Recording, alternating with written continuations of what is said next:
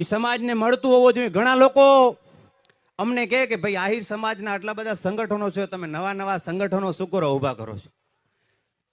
ત્યારે અમને એક વિચાર આવ્યો કે ખરેખર જો સંગઠન એક એવું સંગઠન ઊભું કરી, જો શિક્ષણ માટે તો અલગ અલગ આપણી સંસ્થાઓ કામ કરે છે ને ભાઈ, શિક્ષણ માટે કરે છે, આરોગ્ય માટે કરે છે કે નથી કરતી ભાઈ?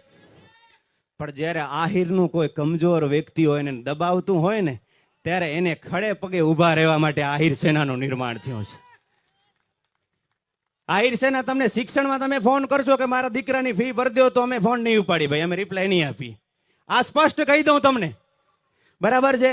પણ હા, તમને કોઈ તમારી કાંઈ ભૂલ ન હોય અને તમને કોઈ ઇતર જ્ઞાતિનું હેરાન કરતો હોય તો આહિર સેનાના કોઈ પણ પદાધિકારીને ફોન કરજો. જો એના પરિણામ ફેરવી નાખી નહીં ને તો ક્યારે તમે એમને ન સ્વીકારજો. એટલે આ બધું